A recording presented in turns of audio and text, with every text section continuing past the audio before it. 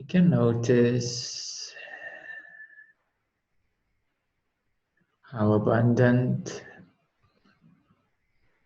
the present moment is.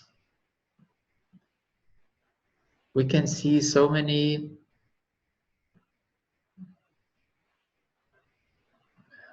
colors, so many objects in this room.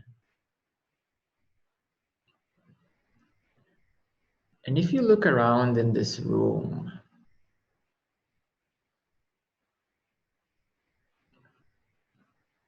there's one or two items that some time ago you were very happy to acquire.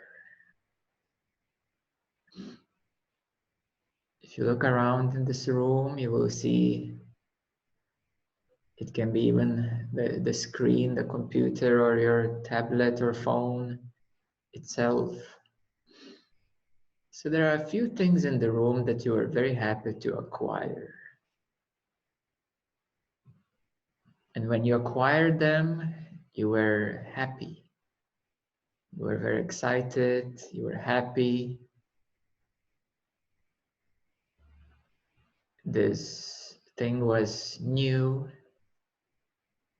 so you were happy to learn the new features of this object.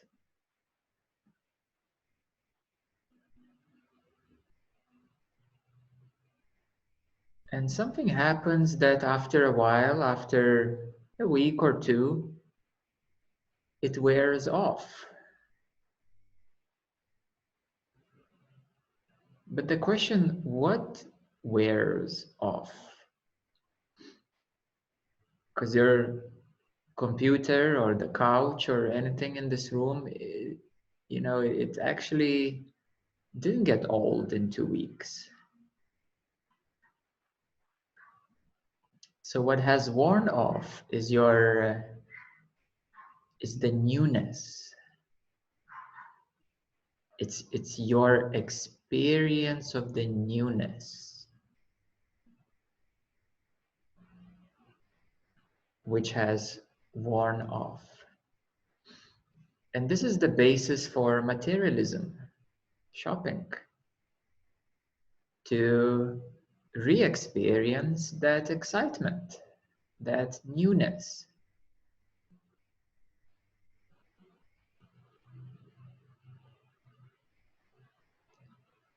But what if I tell you that there is something more, there is another way, and this newness can be experienced as a way of being?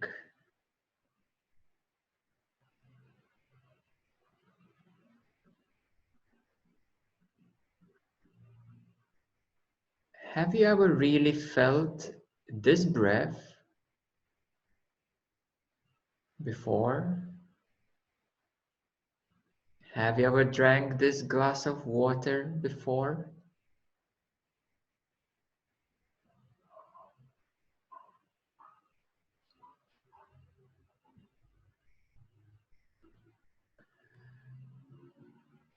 Has any now been exactly like before?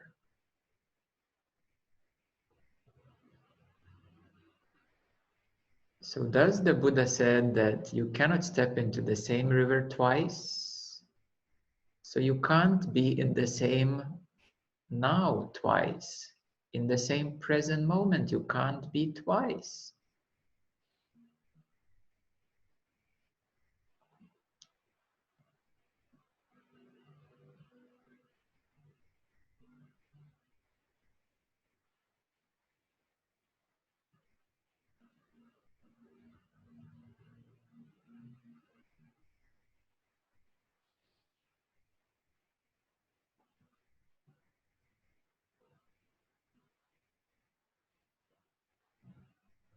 Every meeting that we have is new. It's different. Maybe the words can be the same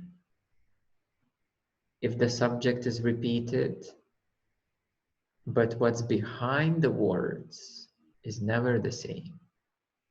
It's always a different energy. It is always alive. Awareness, alive.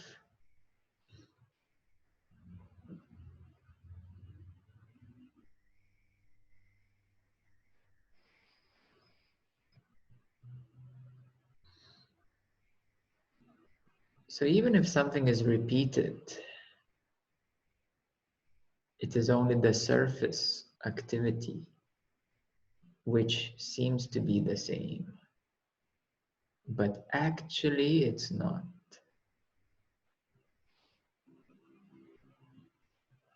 And therefore, that subtlety,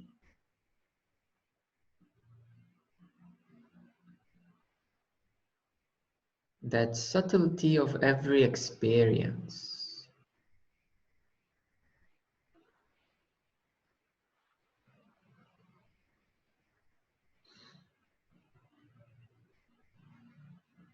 is always new.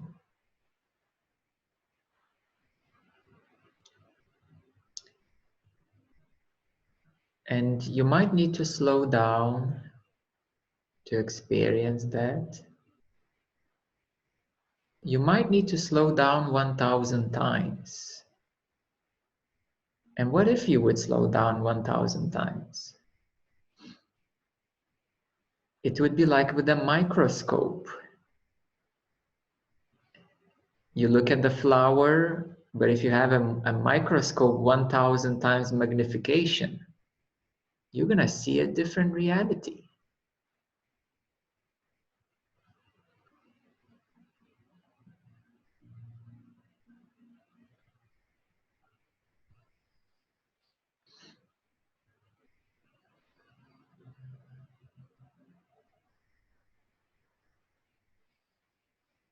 So the problem for people is that a habit is created.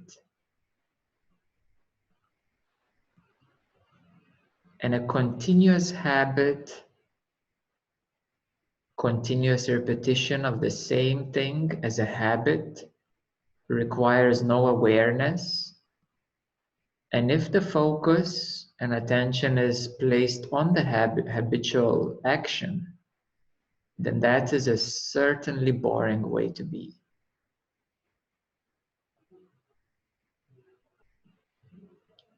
Because habit in itself requires no awareness. You wake up in the morning, you brush your teeth, you don't even know how it's happening.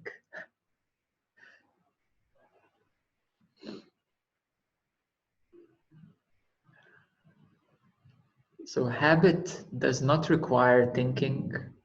It doesn't even require much awareness.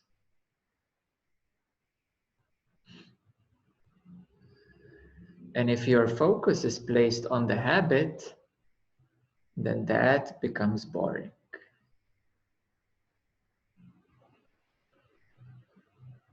But if you're brushing your teeth and your focus is placed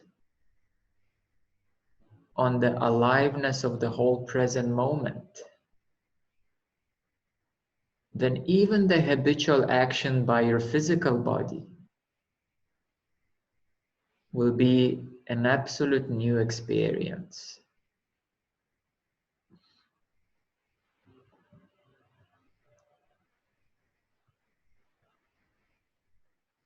So we can understand that habit without awareness, it's basically repetition, and it's called a pre-programmed action, like a robot, yes, like a computer, pre-programmed action.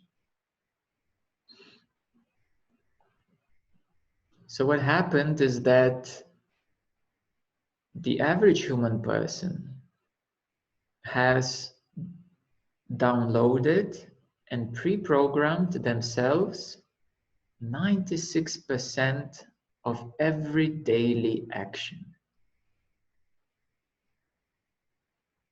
I would say overdone.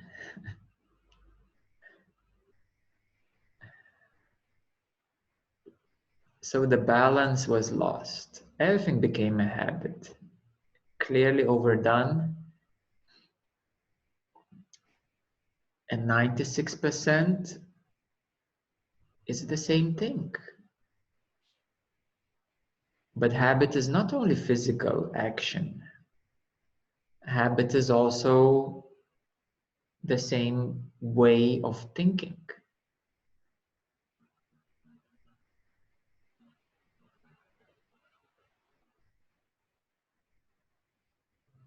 The biggest habit, who knows, what is the biggest habit of all?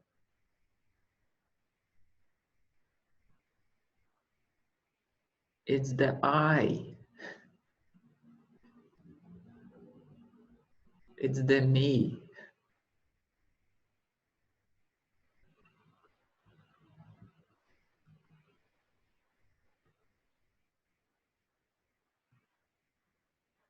And you will say, yeah, I know myself.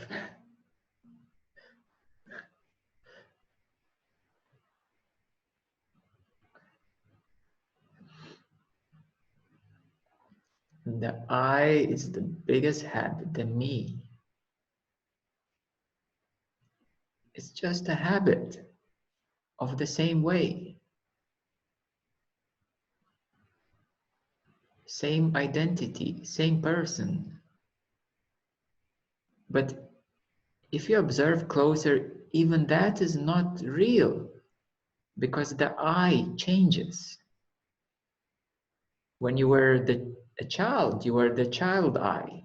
When you were the teenage, you were the troubled teenage I. When you became young adult, you felt like that. When you became older, more mature, you felt another way. Even this I has changed. It's just a bigger span of time.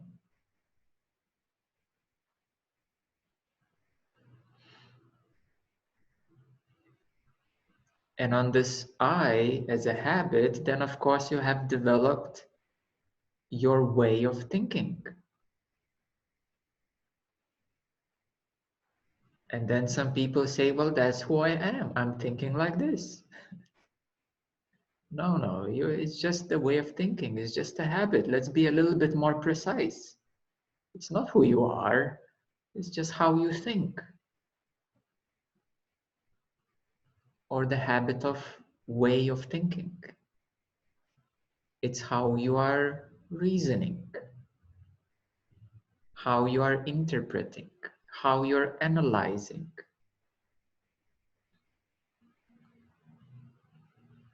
These are patterns and habits. And some of them are conscious, some of them are subconscious. Subconscious, usually the ones you don't like. It's like, oh, something is bugging me at the back of my head. It's a subconscious pattern. Or there's a feeling which I can't get out. It's a subconscious feeling.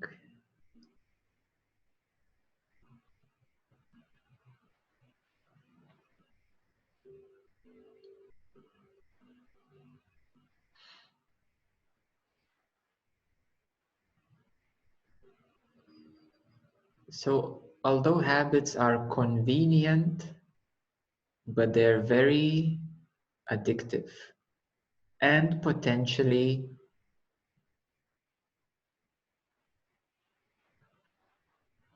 that's a new term I would say, de-lifing. Never used this word before. You see, something new. De-lifing.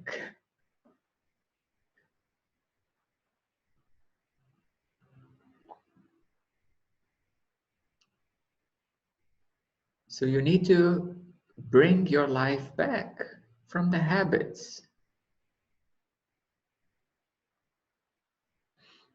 And then, of course, you will have resistance. Of course. There is going to be resistance because you are deprogramming your habits, your way of thinking, the usual feeling. Your usual feeling does not have to be usual. It's a habit. And some people, unfortunately, program themselves into negativity and into sadness and depression. And some people, they do it by themselves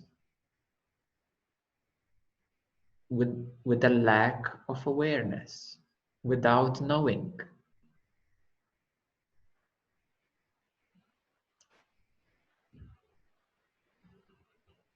So people have a lot of gifts, a lot of abilities, but people don't know how to use these gifts and abilities. There is nothing wrong to have certain habits, as long as you are aware fully and you're not in control by the habit, that the habit is not controlling you, that the habit is not controlling your happiness.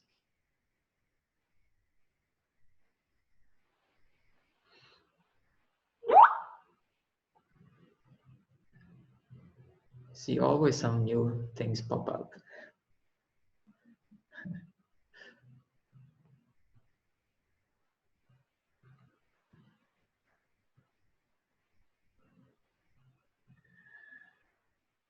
So habits can be a way of thinking. Habits can be the way you do things every day, or the way you usually do certain things. Habits can be the way you usually feel in this situation, in that situation, about yourself, how you usually feel. Do you usually like yourself? Do you usually don't like yourself? It's a habit. Of course, your likes, dislikes can become habitual.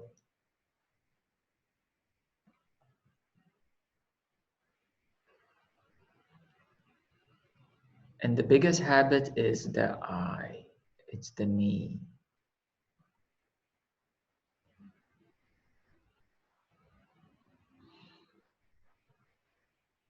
That's the core.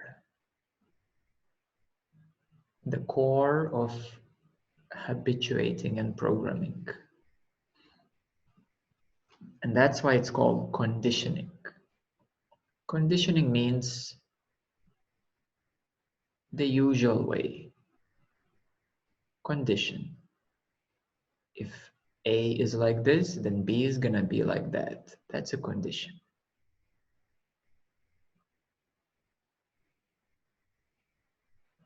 So let's bring a bit of awareness in the mirror of now of the habits.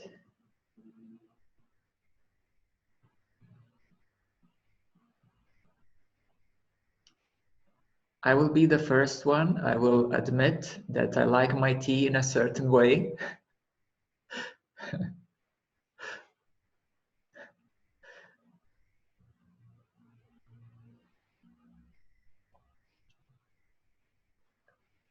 But there is nothing wrong with the habit as long as there is awareness. As long as every cup of tea is a new one, as long as every smell of the fragrance of the tea is a new one, as long as every sip of the tea is a new one, there's nothing wrong with that. To have your tea in the usual way. The habits are only problems when they lack awareness. then it's a program. Then it's like a computer, no difference at all. We may call it biological computing.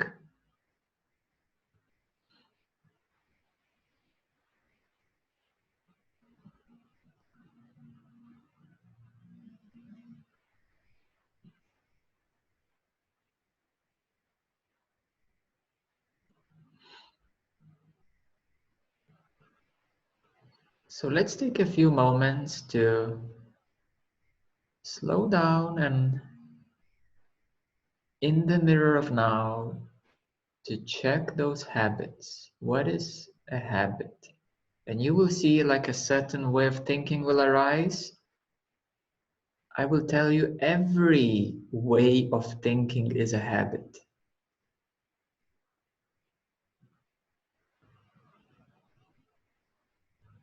A certain way of feeling, the usual way of feeling, that's a habit. How you see certain things, that's a habit. Reality is always fresh, always fresh. The way you see it, that's a habit.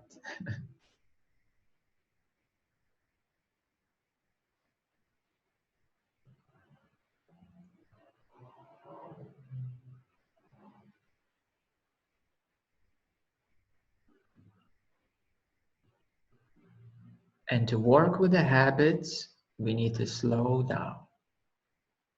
Yes, when you slow down, then you say, oh, okay, now I can see it. Oh, I didn't see how it was running. Oh, I didn't see that this is the usual way I think. When you slow down, you have that gap of opportunity.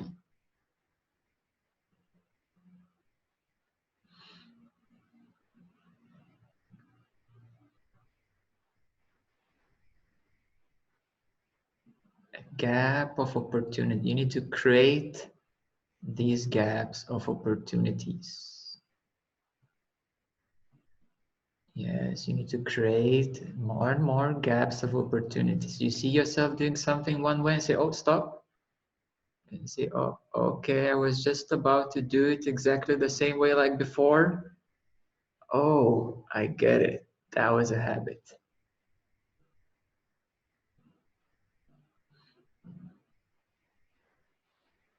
And this is how you can slow down 1,000 times. You can recognize that the deepest habit is I, myself. But even this I is seen. It is visible in the soft seeing.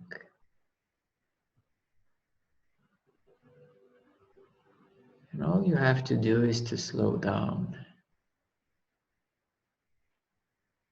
into that I, myself. And then to remember that you are softly seeing any deepest place inside you.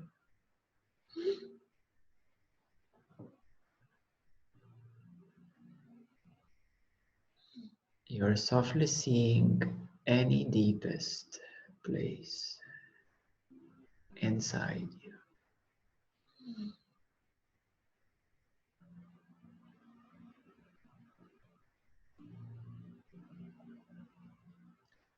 No matter how deep this deep is, you are softly seeing it.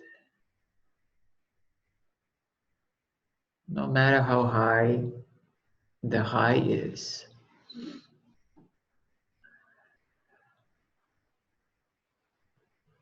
no matter how stubborn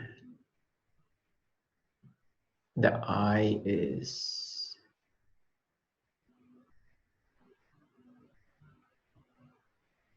Can you Can you explain a little bit more what soft seeing is? Because I'm not sure if I understand what it is. I have an idea, but yeah, I'm not sure. Okay, okay. You're not sure if you understand what the soft seeing is. So I will slow down again. I'm not sure if I understand what the soft seeing is. Understand what the seeing is. Do you see being not sure? Do you see trying to understand? You already see.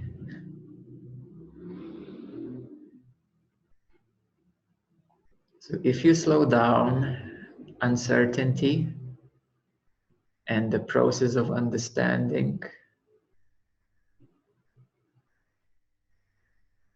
Mm.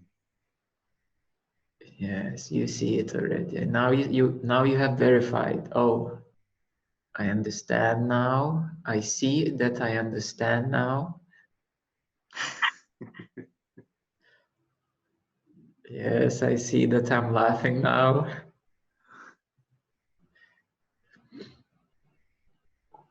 That's what the soft seeing is. I see what's happening. What am I doing? And if you slow down what you are doing, you will see even more clearly. So you see, So could I say that soft seeing is also observing? okay, that's a good question. Yes, that's a good question.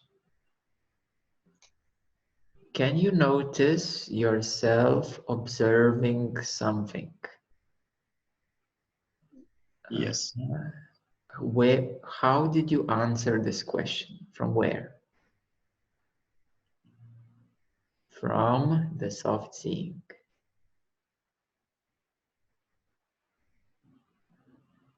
Yes, observation is activity. Mm. Yes.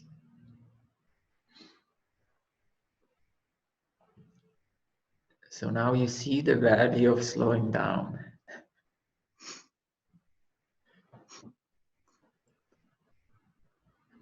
And then you say to yourself, observation. I am observing this. I am observing. It's happening. It's a process. Observation. Oh, I'm seeing this process happening. I'm seeing. And if I slow down even more, it's just soft seeing. That's all there is. Always. Soft seeing is always. If it's a hard and quick seeing, then you skip it. Then your focus gets merged into the activity. It gets mixed with the activity, and thus your awareness shrinks. And when you slow down, you start to untangle from activity, and that's the soft seeing. You see everything. You see what's happening.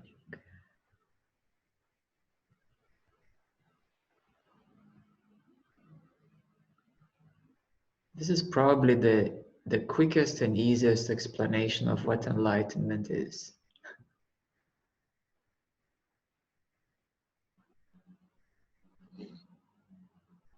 Because everything else, it's what does it mean? Trying to understand what something is. Enlightenment is not about something. It's soft seeing, always seeing. And knowing that the I is a contraction Well, the body's here, that's fine. The eyes contraction, there are processes going on. But when you slow down a bit, you see them more clearly. And the scene becomes brighter and brighter. The processes lose their stickiness and their momentum. So the processes are like a bicycle being pedaled. Once you slow down, once you stop pedaling, the processes, habits, the soft seeing re-emerges, and any activity, any process, any thought, any feeling, any breath, any space, anything that is happening is visible in the soft seeing. And that soft seeing is you, fundamentally, core you, more real than the I. The I is something you want to get rid of. It's contraction, it's problem, identification, limitation. But you get rid of it not by getting rid of it, by slowing down and seeing that the I can be seen.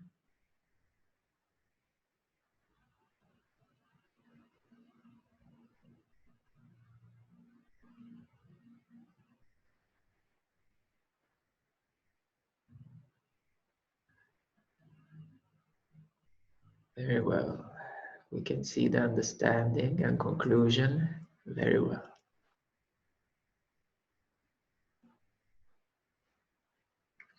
Ah, now I understand it. I think I got it. Or now it makes no sense to me. It's just activity of the mind. That's what the mind does.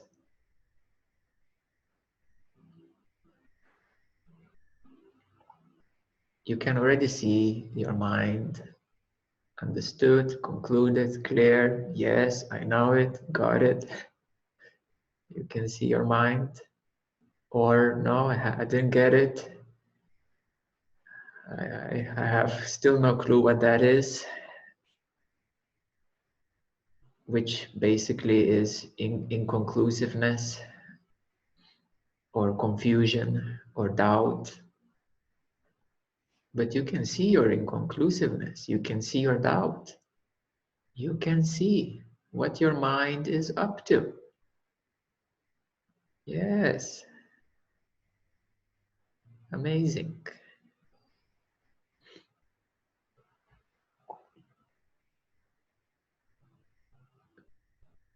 So that is the soft seeing.